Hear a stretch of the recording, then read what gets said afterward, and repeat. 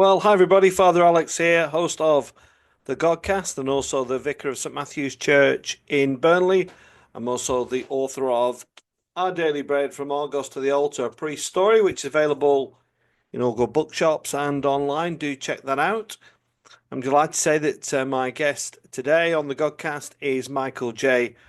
Leyden. Michael is the Dean of Emmanuel Theological College. He's also involved as an honorary canon at Chester Cathedral, and we're going to be talking theological education, a bit about himself, and a bit about the future. So I do hope you enjoy this interview, and if you do, then please do subscribe to the Godcast YouTube page or follow me on X at AlexDJFrost. But for now, enjoy this interview with Michael J. Leyden.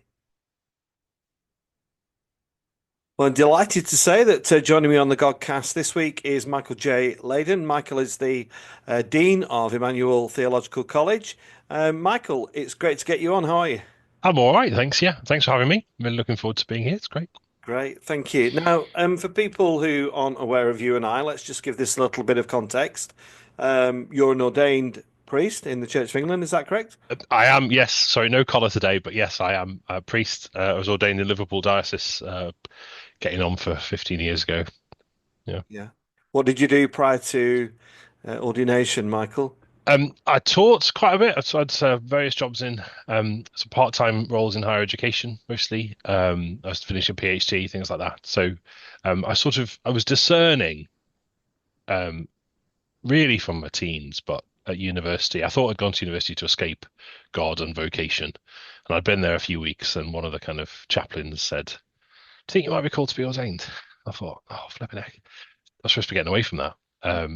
I, we'll say more in a bit, I guess, but yeah, I don't come from a kind of family of people that went to university, so that was all a big wide world. And I thought, you go away from home and live your life and escape a bit of the kind of the growing up things like vocation, but actually, in a nice way, it followed me around a bit. So I taught, and I thought that was going to be my career, but with this kind of lingering question of should I be ordained and what kind of priest? Self-supporting, keep a proper job, as it were, and do this on the side to be helpful, or a parish priest or chaplain or what. That was the kind of I spent a bit of my twenties trying to figure that out. And did you serve your curacy locally? Where were you? Yeah, I was in the Diocese of Liverpool. Yeah, so I was ordained and served on the edge of the diocese, or at least no, on the edge of the city. So, place called Rainhill, which was closer to St Helens, really. So Pilkington Glass, big kind of industrial town in Liverpool Diocese, but not kind of in the city of Liverpool.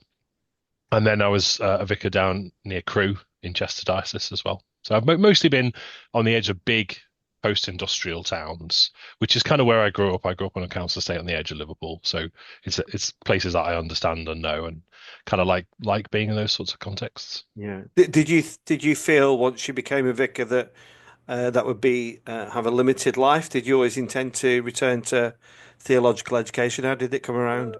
No, I did not. I loved being a vicar, and my wife is ordained. She's a vicar, and I kind of love watching, being a little bit involved in stuff, but I really loved it. I love being with people. I love the kind of sense of the ups and downs of life, being in a community, embedded in a community, being for the community.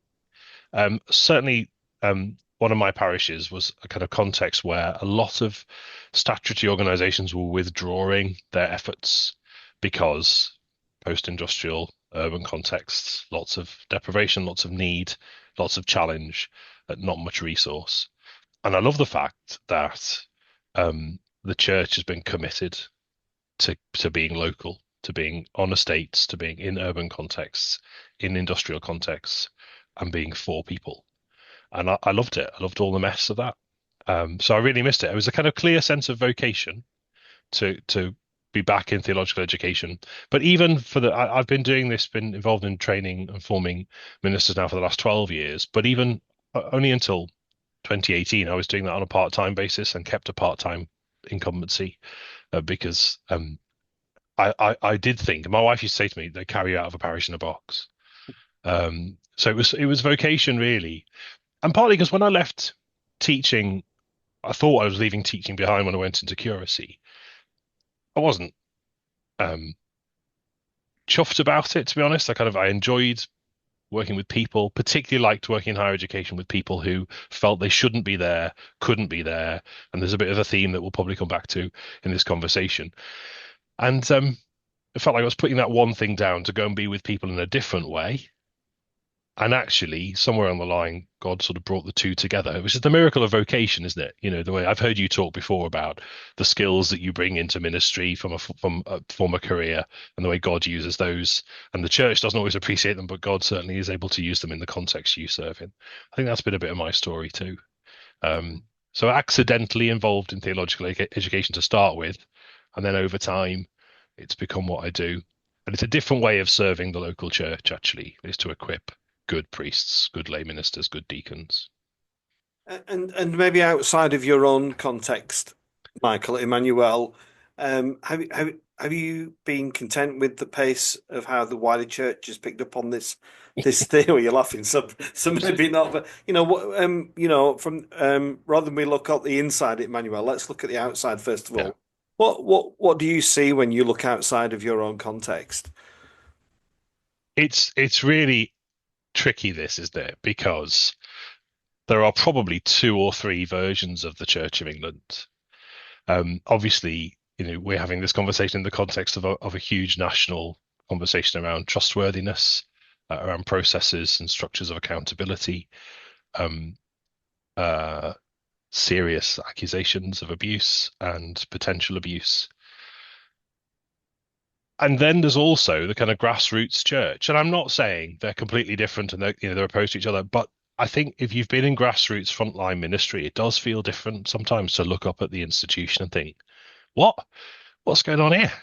Uh, what's this thing that I'm part of?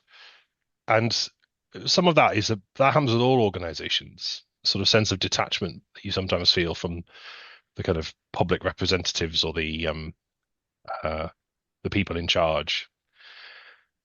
So there's a bit of that, I guess, that forming priests for the church for me, it's very much been in the context of the Northwest, which is where I'm from. I love it. I really believe revival's coming from the Northwest. I think, the church in lots and lots of ways is very healthy because, like yourself, there are loads of priests who are just embedded in communities and are for the people. I think one of the challenges I spot is we're often for the people. We're not always of the people, if that makes sense. So we serve often in context and communities, particularly. So I said earlier, I grew up on a council estate in Liverpool. Um, First person in my family to go to university, only person in my family to go to university. Um, we were the kind of working class where if you didn't have a job, you're on the dole. They were your options. There was no savings. There was no family to bail you out. I know there's a bit of a debate now about what working class means, but I grew up in the 80s and the 90s in Liverpool and in Knowsley, which some of you will know and some of your viewers will know was kind of notorious for deprivation, particularly in the 80s and 90s and nationally. And it was you worked or you're on the dole. They were your options. You don't meet many clergy for whom that's their story. So we're definitely for the people. I think the pace of change in which we're of the people is catching up, but it's been a long time coming because we've sometimes given the impression that God isn't really calling people from those sorts of backgrounds with that sort of story. That's my story. Those sorts of backgrounds and those sorts of stories. You don't meet many people where you touch base on that sort of level, I Yeah, think. that is absolute music to my ears, Michael, because in my address for my private members motion, I actually say, Yes. we are meant to be the Church of England, not the church in it, and I Yeah. do suggest we are at times very much the church in it and not Yeah. of it, and that very much relates to what you're saying. And Yeah. when I've been doing my research for this private members bill, Michael, it's clear that there is some good stuff going on. I've had Yeah. people in the south of England who've taught me about pilot apprenticeship schemes. Um, and I've spoken to Dr. Reverend Chris Rogers, who's done a really good piece around Yeah. urban theology, which I found fascinating. And of course, Emmanuel, you do. Well, tell us what you do at Emmanuel so people can understand what you do there, Michael. Yeah, yeah. So, I mean, we're at the beginning of something, I think. We launched a couple of years ago something called the Action Learning Pathway, which was um, I don't know how much people know about ordination training, so I'll say briefly the current kind of standard way that the Church of England has decided to train ordinands is through a degree level qualification. Not everybody will get a full BA. In fact, the vast majority of people get a sort of diploma, which is 2/3 of a BA. With the University of Durham, it's called Common Awards, and that's pretty standard. And that's the sort of principal way that the church chooses to form its leaders and its ordained and lay leaders, actually. And I think what we noticed is there are a whole bunch of people, and this is a phrase anyone from Emmanuel will recognize because I use it a lot. There are a whole bunch of people that we were encountering on the peripheries who are either in the discernment process or were too anxious to come forward into the discernment process, who are saying to us, I really feel God is calling me, but, and that but was lots of things, I'm from the wrong kind of background, I'm the wrong sort of educational standard, I'm the wrong socio-economic, this, that, and the other. But it frequently boiled down to the fact that they were looking in at the kind of structures of formation and training and saying, that is a bit alien to me. I left school at 14, got an apprenticeship. All sorts of things, all sorts of stories that you could repeat, and including, and I mean no disrespect in this really, because I've loved the partnership with the diocese in the Northwest. I can't speak more highly of the just sense of drive that there is amongst the bishops and directors of ministry that I work with to see change. So I caveat what I'm about to say, but you'd hear conversations and potential ordinand often a state saying, "I really feel God has called me. I've had some leadership in my local church. I've clearly got gifts and skills. I go to see my director of vocations, and they give me a book, and they say, go away and read this book, and come back and maybe write me a page of your thoughts." And two things: it's not true everyone from estates.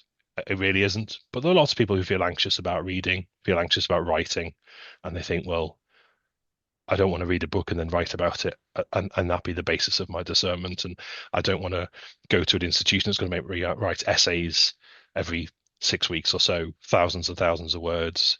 That's just not where I come from. It's not my culture.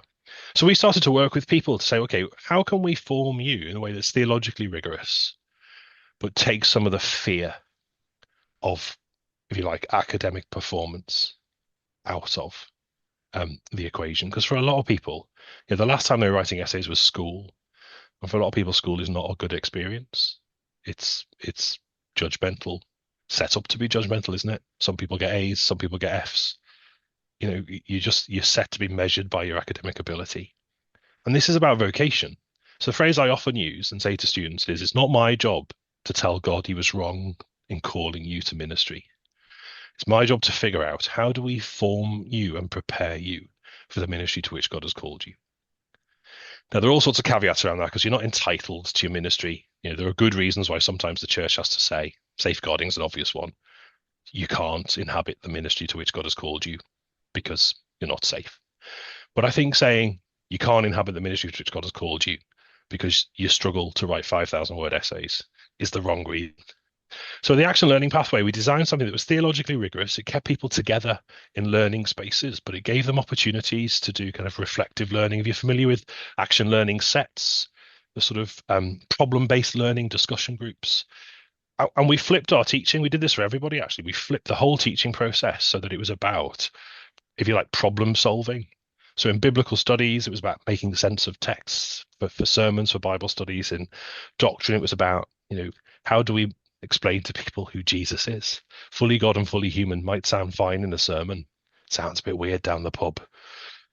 How do we start to problematize theology so that we can start to articulate it and wrestle with it in a way that's contextually appropriate?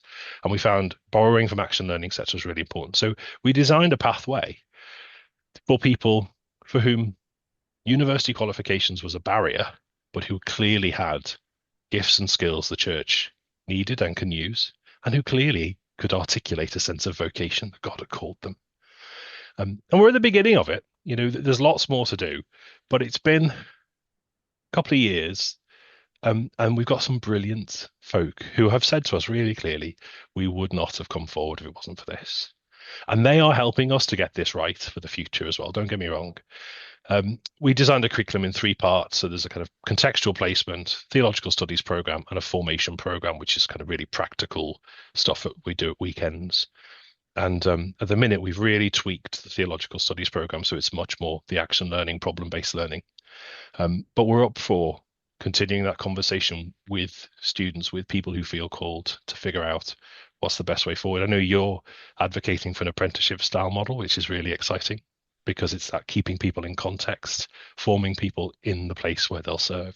Really Yeah. important, really important. I think what you've said is really fascinating because it just evokes memories of my own journey through Yeah, DDO. That for people who aren't familiar with that, somebody you go and see who decides whether there's something going on there. And I remember the first thing I was asked was what book I'd read yeah, most recently, and I said Sue Townsend because I was like, and I was just being honest. yeah, That's what I was reading, yeah, and it's like, oh no, no, no, no, no, and immediately that created kind of a them and an us, yeah, as though I was trying to be, I needed to get to this, or and speaking to other people, like as you said there, people have given us quite horrific anecdotal evidence of these kind of scenarios, and yeah, yeah, and that's at the kind of at the beginning of the process, but also within the process, Michael. I'd be interested to know how you help people here. So I spoke to somebody who's now a priest who was training for ministry. She was a single parent,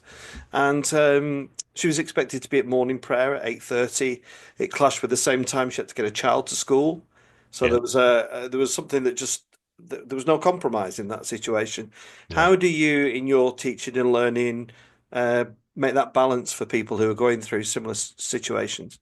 Yeah, and we're seeing that increasingly, not just the context of single parent families, but also carers, where the folk have got parents living with them and they need to make sure that they've got their meds, they're ready for the day before they can be out of the house. We've tried to design a curriculum that will flex to meet the needs of the people who are on it. Obviously, we work with dioceses, so the key thing for me, um, I don't mean to sound pious about it, but it is true, is this is about people God has called, right? So God didn't call them and think, oh, blow, I didn't realize you had kids. What was I doing when I called you to ordained ministry? You've got dependents. What was I thinking? There isn't some kind of crisis in the Trinity at this point. So God has called these people knowing what they're bringing and who they're bringing. And this is really important. This is people that we're forming. So there needs to be a degree of flex. I entirely appreciate, I really do, that the church also needs to ensure quality and formation is really happening. So what we all do say around worship is, so when we gather students on a Monday morning, we'll say to them, look, because we recognize that many of you doing school runs and things like that, worship is 9:30. Give you a chance to drop your kids off, get in. There's a bit of breakfast available. So if you're having to miss breakfast because you're running around doing the school run to get to college, there's a bit of breakfast available when you arrive. But we'll meet at 9:30. We kind of build flex like that. I'm not saying we're right about this all the time. We have a really good dialogue with our students. We've got a couple of hundred students at Emmanuel. We've grown really rapidly. Students are not backward and coming forward in the north, as you all know. And I do not mind that at all. For me, that's part of the joy of working with real people. So we keep a really open dialogue. We try to flex as much as we can. We ask them to flex as much as they can, and we meet in the middle somewhere. And that it kind of works, but it is about people. And I think sometimes the sort of sausage factory, these are the expectations you have to fit in, forgets that formation and training is relational deep down. It's about who we are and who we're becoming in Christ as individuals, but who we're becoming collectively. And if collectively there isn't space for the single mom, then collectively there's a problem, right? We can't become the people God is calling us to be if there are folk God is calling and we're saying, well, not you, you don't fit in. So there's a kind of ecclesiological existential crisis going on if the church can't make space for the people God is calling. That's kind of the way I see it. Yeah, what you say about it's relational. I mean, I think that is through the formation, but it's also in the reality of the ministry that Yeah, once you get the dog collar, yeah, and I often say to I've people come on placements and whatnot. I quite often say to them, one of the keys to the successes of a successful ministry is the relationships you build around you, whether it's through the congregation in the church or the yeah, people outside, etc., etc., etc. But I want to ask you about, some of the people have. I've not had a lot of people push back, but the ones who have perhaps suggested that I'm seeking for academic rigor, to be watered down, to be not robust. Just could you explain how you go around that? You know, what I mean, Yeah. and Yeah. I'll just say this as well, Michael. You know, I have dyslexia, as a lot of other people do. I don't find reading books easy, but I get my learning from the experience, and that's where I get a real joy in learning. Just say a bit about that in the Yeah. context of Emmanuel, would you please? Yeah, absolutely. I mean, I think at the risk of offending people, I don't mean to, and please hear me. I really do mean this. Sometimes it's a bit of snobbery to use the language of academic rigor. Not always, but it can be. And the reason I say it's snobbery is because it's the presumption that academic rigor, or really, I'm not here to produce academics, I'm here to produce priests. So can we say kind of theological rigor can only be achieved with a university qualification? And I just don't believe it. I've met loads of people with university degrees who do not know how to ask good questions, and frankly do not know how to think. Because if you can't ask good questions, I think you're probably struggling to think clearly, because questions are really important. Think, and yet I've met kids on council estates, in the kind of ministry that I've been involved in the past, the churches I've led, where the most profound theological conversations are happening, that would not be recognized as such, perhaps because they're not referencing the right kind of philosophical or theological debate or the bit of church history. But what they're doing is living and inhabiting real life theological questions. And it's happening in real life right in front of you. And I think that's the stuff that we're supposed to be preparing priests to engage with, deacons, lay readers to engage with, is real people asking real questions, often in contexts of difficulty. Not always, by any means, but often. Um, and degrees can help with that. So what I don't want to do is to say, because this is part of my story, right? I come from a council estate in Liverpool. My family are all kind of Irish immigrant stock, historically. Um, no one with degrees. I was the first to go to university. Um, I don't want to say if you've come from a council estate in the northwest from an urban context, you can't get a degree. Right? That's nonsense, because I've collected a few over the years, actually. And part of that is because my nana she used to sit me on her knee and taught me to read, this big, and I'm reading book, because she understood something of the world that books opens up for you. And I was one of those kind of nerdy kids that had a library card because we never telly. We had a coal fire when I was a kid, like, it was that kind of era I grew up in. And so you go to the library, one, to get warm, and two, to read books, because it was the thing you had that was entertainment. And I know there's loads of people like that, but it's not everyone. And I think there's something about the way um,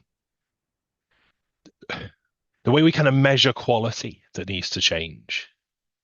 And it isn't simply degrees. So what we do at Emmanuel is we ask, when we talk about problem-based learning, we try to make the question the real thing that we're wrestling with. So yeah, okay, the tutors have all got qualifications and degrees from universities. I think that's appropriate.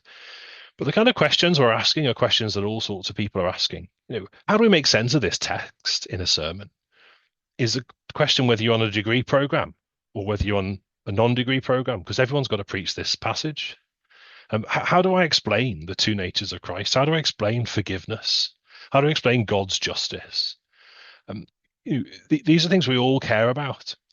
And then providing resources in the right sort of way. So we don't just recommend books. We have a lot of digital resources. We have a lot of videos that we've created ourselves, podcasts that we've created ourselves. I have literally sat and recorded myself reading technical theological books, Karl Barth, Church Dogmatics, so that students can listen to it on a podcast rather than wrestling with it on the text. Because for some, like you say, if you've got dyslexia, it's not that you're unintelligent, it's just that the way you process text is different. So we've also trained our staff. We've got a permanent member of staff, Stephanie Day. She's amazing, who's a support tutor. She just works with students one-on-one, all the day long. She's so passionate. But loads of our staff, we've paid to have them trained as specialist teachers for those with dyslexia, dyscalculia, dyspraxia. Um, Actually, trauma-informed teaching, we're developing more of that now, because we recognize that a lot of people bring difficult stories into the classroom. We're trying to invest in staff to say, how can we be as responsive to those whom God is calling as possible? We're not perfect and we've not arrived, but that's the direction of travel. Yeah, and I'm sure lots of people be attracted to that and inspired by that. But this time's whizzed by, Michael. But a couple of questions I'd like to ask is, firstly, do you think it's right that I call for a national strategy for working class vocations, or you know, do you think there's a good argument for that? Um, yes. And I think you have been one of those voices. You've made the argument so well, and you've done it in the press, and you've done it in the church. And I know you've garnered support from some really key stakeholders, and you've leveraged that support really well. And it's absolutely right that now we start to take that seriously. There are things I worry about. I'll be honest. I worry a little bit about the sense that um, sometimes when there's a crisis, and there has been a crisis of vocations, that this is the moment when the church starts to think, oh, right, we better look around and see who else can be persuaded into this bonkers way of life that we're all leading. And I think what I've enjoyed about listening to you talk, what I've enjoyed about the paper that you've put forward, and there's others I've talked to about this as well, is the sense in which this is kind of led by recognizing that God is at work in these communities. So this is not about fixing a crisis or saying, we need more cannon fodder for ministry or something like that, which could be a bit cynical, couldn't it? This is about recognizing God has forever been at work in communities that are underrepresented in the leadership of the church. And such folk have gifts and skills and talents that the church is missing out on. And perhaps some of the problem that we're facing institutionally is that we've kind of been fishing from a very, very small pond, if that metaphor works, for a long time. And yet God has been at work across the breadth of our communities and is drawing out and calling up leaders. And some of our bishops in the Northwest, in your diocese, in Blackburn diocese, have been really vocal about that kind of underground army of women and men that God has been drawing out for years, who've got the cultural capital, the know-how, the connections. The challenge is, how do we form them? I was really intrigued to discover earlier in the year, or early in the academic year, a report from about 1920 where someone had looked into how much it would cost to train working class men for the ministry. And they decided it was too expensive because, as well as teaching them theology, you'd have to teach them some of the cultural mores that they'd need to know. And there's a little footnote somewhere about, etiquette. And thankfully, we've moved on from there. But there is the sort of challenge of, how, because we've trained in one modus for such a long time, it's been degrees. We know what that costs. We know what it looks like. We've got to be really willing to see this as an investment in people and free up the resources to make it work. And that might be financial, but it might be other kinds of resources too. So it's definitely the right time. It's probably over time, to be honest. And thank you for being brave enough to stick your head up and say something about it. Yeah, I think my driving force really is similar to what you've said, but I just think there's so much untapped potential. Yeah, You know, yeah, it takes me back to my August days. Is I love nothing more than a Christmas tent walking through the door. yeah, We knew nothing about the capability and potential they had, and then for it to be realised and see some of those people go on and be store managers themselves yeah. was profoundly moving and magical. And Mhm, I genuinely think this is where the growth can come from mhm. in these communities from these people. Yeah, What I love about hearing you say that, and I've heard you say it before, I feel very, very similar about students who pass through Emmanuel and other places I've taught in the past. One of the reasons we started work with students with additional needs, learning differences, particularly like dyslexia, was just watching them realize, man, I might think a bit differently. I might have different processes, but heck, I've got something to bring here. And that sense of blossoming is amazing. And realizing God hasn't just, he's not just tolerating me, he's gifted me in a way that I can't I couldn't imagine before. And yeah, people need to have the kind of their imaginations, even for their own lives, expanded, their horizons expanded. The challenge of all of that is it takes time to invest in people, right? You would have had to invest in those temps. We have to invest in the students. And they always take a bit more investment, but I love it. The students who think they can't or they shouldn't. They're yeah, my favorites, actually, because then you watch them by the end and they think, I can and I should because I've got gifts, I've got talents. We're not always a time rich church to invest in people. And I think there's something about when I talk about investing a minute ago, recognizing getting people where you want them to be, building their confidence. The pathway we've designed, the action learning pathway, year one, we call it the orientation year. And some of that involves coaching. It just involves coaching people to be able to think of themselves differently, to be able to think of their gifts and talents differently, to be able to see their own potential, because that's not always the case, is it? People walk through the door and they don't know what they're good at. And half your job is to help them to see. So we have our pathway. Year one is partly prep, how to do some of the kind of work you need to be able to do as an ordained minister, but a lot of it is coaching and nurturing, and that's about investing in people, which is, I think, what Jesus calls us to, right? Yeah, and I find that absolutely inspiring, Michael. When I remember when I first turned up in the early days at my theological college, and I'll perhaps not say where it was, but it was very local. It was my almost my entire skill set that I brought with me and my experiences was encouraged to be put to one side and like, not interested what you know, what you've learned, And I was like looking back, I was thinking, gosh, that was so wrong, And I say this with great humility, and it seems very surreal that next week I will be presenting this PM, and I'm doing it because I want people to get the opportunities that you're talking about, and more people. And I'm really grateful for what your ministry is leading you to, and the people you're leading to faith. So thanks for that. I just have one final question, Michael, around apprenticeships. Is this a pipe dream of mine and of a few others, or is there at least a pathway of exploration here? Yeah.